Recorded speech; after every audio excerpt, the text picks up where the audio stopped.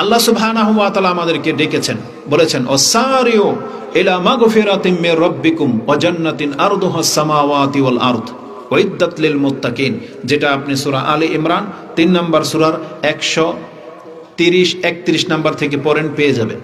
131-132 এর মধ্যে আপনি এই আয়াতটি পাবেন যে আল্লাহ বলেছেন তোমরা প্রতিযোগিতা করো, দৌড়ে আসো। কোথায়? যেখানে আল্লাহর ক্ষমা আছে সেখানে। যেই জায়গাগুলোর মধ্যে আপনাকে বলে দেওয়া হবে যে এই কাজটা করে নিলে আল্লাহ তোমাকে ক্ষমা করবে, তাহলে মুসলিমদের উচিত সেই কাজে ঝাঁপিয়ে পড়া। এই কথাটা কেন বললাম? এই যে প্যান্ডেল সাজানো হয়েছে এবং এখানে একটা জিকিরের মজলিস করা হয়েছে যেখানে আল্লাহ সুবহানাহু ওয়া তাআলার কথা স্মরণ করিয়ে দেওয়া হবে, তাহলে এই মজলিসের মান মর্যাদা কি জানেন? এখানে যেই ব্যক্তি আসবে আল্লাহ সুবহানাহু ওয়া তাআলা এই মজলিস শেষ হওয়ার আগেই তাকে ক্ষমা করে দিয়ে বাড়িতে ফেরত পাঠাবে। অথচ এই ক্ষমার জায়গাটাতে আমরা তুচ্ছ তাচ্ছিল্য করি, এই জায়গাগুলোকে আমরা মূল্যায়ন করি না। অথচ যারা এখানে উপস্থিত হয় তাদের মর্যাদা সব থেকে বেশি এবং তাদেরকে ক্ষমা করে দিয়ে বাড়িতে ফেরত পাঠানো হয়, এটা ওয়াদা রয়েছে, যেমনটা আপনি বুখারী এবং মুসলিমের হাদিসে পেয়ে যাবেন। বুখারীতে হাদিসটি সম্ভবত 6804 নম্বরে রয়েছে, জিকিরের অধ্যায়ে 80 নম্বর অধ্যায় এটা। মুসলিমে হাদিসটি 49 নম্বর অধ্যায়, কিতাবু দোয়া ও জিকির, তাতে আপনি মাজালিস ও জিকিরের ফজিলতের অধ্যায় পেয়ে যাবেন। হাদিসটি হচ্ছে 6732 নম্বর হাদিস। তাতে রাসূলুল্লাহ সাল্লাল্লাহু আলাইহি ওয়াসাল্লাম বলেছেন কিছু ব্রাহ্মমান ফেরেশতা থাকে যারা পৃথিবীতে বিচরণ করে বেড়ায়। ইন্না লিল্লাহি মালাইকাতুন ইয়াতুফুনা ফিত তুরুক ইয়ালতামিসুনা আহলা যিকির। আল্লাহর কিছু ফেরেশতা আছে যাদেরকে পৃথিবীতে পাঠানো হয় বিচরণ করার জন্য, যে খুঁজো কোথায় আমাকে নিয়ে কথা হচ্ছে, কোথায় আমার জিকিরের বৈঠক হচ্ছে। তখন তারা যদি পেয়ে যায়, ইজা ওয়াজাদা কাউমান ইয়াযকুরুনাল্লাহা তানাদাউ হালুম্মা ইলা হাজাতিকুম, তোমরা আসো, আমরা একটা দলকে পেয়ে গেছি, তারা এখানে বসে আল্লাহর জিকির করার জন্য বসে আছে। তখন রাসূল বলেন ওয়াহুফুনাহুম বিআজনিহাতিহিম ইলা সামাঈদ দুনিয়া, তখন সমস্ত ফেরেশতারা এখানে উপস্থিত হয়ে যায় এবং তাদের পাখা দিয়ে পুরো প্যান্ডেলটাকে ঘিরে প্রথম আকাশ পর্যন্ত তারা দেয়াল করে দেয়। যেমন এই যে দেয়াল করে দেওয়া হয়েছে বাউন্ডারি, ঠিক ফেরেশতারা তাদের পাখা দিয়ে একবার দেয়াল করে প্রথম আকাশ পর্যন্ত ঠেকিয়ে দেয়। কেন? কারণ আরেক হাদিসে আছে যখন কেউ আল্লাহর জিকির করে ওই মজলিসে কি হয়, তাতানাজ্জালু আলাইহিমুল মালাইকা, ফেরেশতা নাজিল হয়। এই কথাটা ওখানে আছে। দ্বিতীয়ত হচ্ছে রাসূল সাল্লাল্লাহু আলাইহি ওয়াসাল্লাম বলেছেন যে যেখানে জিকিরের মজলিস হয় সেই জায়গাটাতে গাশিয়াতুমুর রাহমা, রহমত ঢেকে নেয়। এই যে ফেরেশতাদেরকে রহমত বলা হয়েছে, তারা সেই মজলিসটাকে ঢেকে নেয়। ওয়া নাযালাত আলাইহিমুস সাকিনা, তাদের উপরে প্রশান্তি নাজিল হতে থাকে।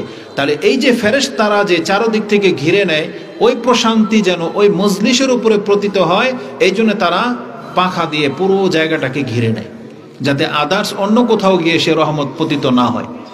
এবং আল্লাহ সুবহানাহু ওয়া তাআলা এই মজলিস সম্পর্কে কি বলেন, ও যাকারাহুমুল্লাহু ফীমান ইনদা, এবং আল্লাহর কাছে যে গণ্যমান্য সৃষ্টিরা রয়েছে বা যেই বৈঠক রয়েছে, আল্লাহ ওই সম্মানিত বৈঠকের কাছে আমাদের এই বৈঠকের কথা তুলে ধরেন। এজন্য আল্লাহ বলেছেন যারা আল্লাহকে স্মরণ করে আল্লাহ এর চাইতে উত্তম মজলিসে আল্লাহ তাদের কথাকে স্মরণ করে। এটা হচ্ছে এই মজলিসের বৈশিষ্ট্য।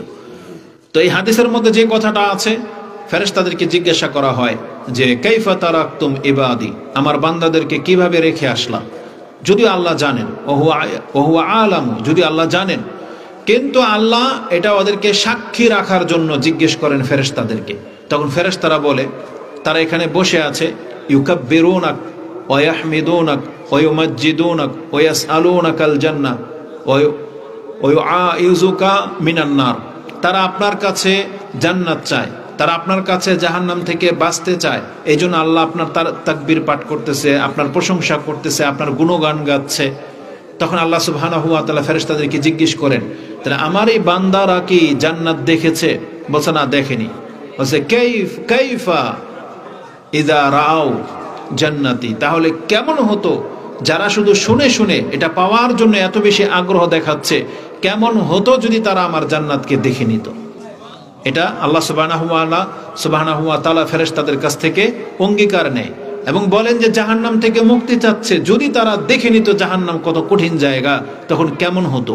তা তার মানে আজকে যদি আমরা শুধুমাত্র শুনে শুনে এটার ফজিলত পাওয়ার জন্য আমরা এই ইবাদতগুলো করে থাকি এবং যতটুকু আমরা জাহান্নাম থেকে বেঁচে আছি ভয় পাই ওই শুনে শুনে, কিন্তু দেখে নেওয়ার পর হয়তো কোনো ব্যক্তি আর এমন কোনো আচরণ করতো না যেটা করলে তাকে জাহান্নামে যেতে হতো।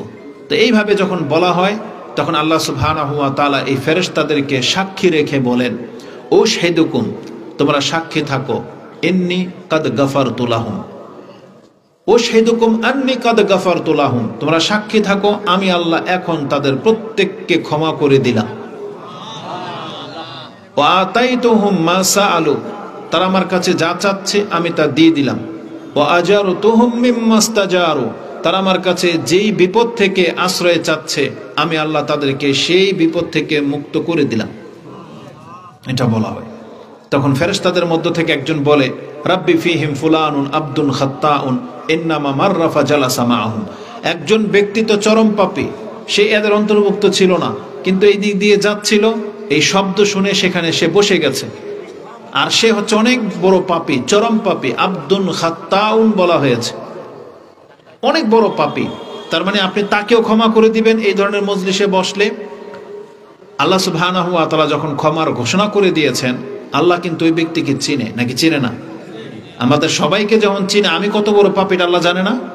তখন আল্লাহ সুবহানাহু ওয়া তাআলা কিন্তু জেনে শুনেই কিন্তু ডিক্লেয়ার দিয়েছিলেন যে এদের সবাইকে ক্ষমা করে দেওয়া হলো। কিন্তু যখন ফেরেশতারা এইভাবে বলে যে একজন বড় পাপী সেখানে বসা, তাকেও আপনি ক্ষমা করে দিবেন, তখন আল্লাহ সুবহানাহু ওয়া তাআলা এর মূল কারণটা ব্যক্ত করেন ফেরেশতাদের কাছে যে ওই পাপীকে কেন ক্ষমা করা হবে। আল্লাহ বলেছেন, হোম জুলাসাউ, এই যে তুমি যাদেরকে বসে থাকতে দেখেছো এরা এমন মর্যাদার লোক, হোম জুলাসাউ লা ইয়াশকা বিহিম জালিসুহুম, এদের সাথে যে কেউ এসে বসে যাবে আমি তাকে হতভাগা বানাবো না। তার মানে এই জিকিরের মজলিসে যারা এসে বসে যায় আল্লাহ বলেছেন তাদের কাউকে আমি হতভাগা বানাবো না, মানে তাদেরকে আমি জাহান্নামী বানাবো না।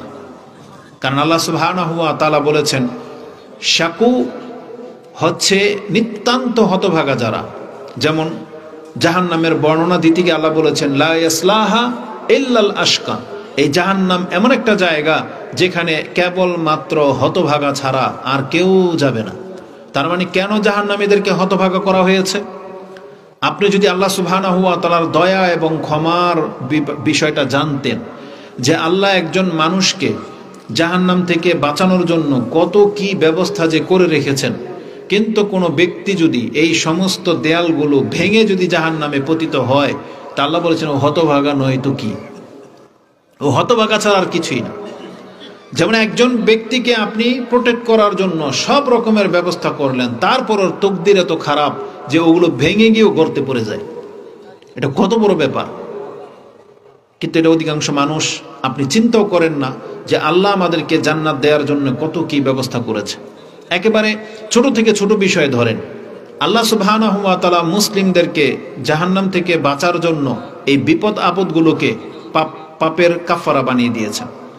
যে রাসূল বলেছেন হাত্তা শাওকা ইউশাকুহা, তার গায়ে যদি একটা কাঁটা লেগে যায়, ফামা ফাওকাহা, তার চাইতেও হালকা কোনো আঘাত যদি মুসলিমের কোনো দেহে লাগে, রাসূল বলেছেন ইল্লা কাফফারাহু বিহি খাতায়া, ওই আঘাতের কারণে আল্লাহ তার পাপকে মাফ করে দেয়। মানে যার যতটুকু আঘাত ততটুকু পাপ তার আমল থেকে ঝরে যাবে। তারপর আল্লাহ সুবহানাহু ওয়া তাআলা যে কোনো বালা মুসিবত দিয়ে আমাদেরকে পরীক্ষা করেন এবং আল্লাহ সুবহানাহু ওয়া তাআলা চান যে এই ব্যক্তি পাপ মুক্ত হয়ে আমার সাথে সাক্ষাৎ করুক। এই জন্য আল্লাহ সুবহানাহু ওয়া তাআলা বিপদ আপদ দিয়ে আমাদেরকে পাপ মাফ করাতেই থাকেন। তারপরে আল্লাহ সুবহানাহু ওয়া তাআলা ইবাদতগুলো দিয়েছেন, যে ইবাদতগুলোর মান এমন যে অজু করলে অজুর সাথে সাথে অজুর অঙ্গ প্রত্যঙ্গগুলো দিয়ে পাপগুলো ঝরে যায়। তারপরে সালাতে দাঁড়ালে অজু করে যখন আপনি যত কদম মসজিদের দিকে যাবেন, যত কদম দিবেন তত আপনার মর্যাদা উঁচু হবে, পাপ মাফ হবে, যত কদম দিবেন। তারপরে গিয়ে মসজিদে গিয়ে বসে থাকবেন, নামাজ যতক্ষণ পর্যন্ত আরম্ভ না হবে ততক্ষণ আপনি সালাতের মধ্যেই আছেন, এটা আপনার আমল নামায় লিখতে থাকতে হবে, লেখা হতে থাকবে। আপনি নামাজে দাঁড়িয়ে গেছেন, 2 রাকাত সালাত আদায় করেছেন, আপনার এই সালাত আগামী সালাত পর্যন্ত এর মাঝে যে পাপগুলো আছে ছোটখাটো পাপ, এগুলো আল্লাহ নিজের পক্ষ থেকে ক্ষমা করে দেওয়ার ঘোষণা করে দিয়েছেন। তো কত ভাবে আল্লাহ সুবহানাহু ওয়া তাআলা আমাদেরকে এই পাপ মুক্ত করার ব্যবস্থা করেছেন। আর 5 ওয়াক্ত নামাজের ক্ষেত্রে স্পষ্ট হাদিস আছে, রাসূল কি বলেছেন? মুসলিমের মধ্যে এক হাদিস রয়েছে, as-সালাওয়াতুল খামসা ওয়াল জুমআতু ইলাল জুমআ ওয়া রমাদানু ইলা রমাদানা মুকাফফিরাতুম মা বাইনাহুন্না ইজাজতানাবাল কাবায়ের।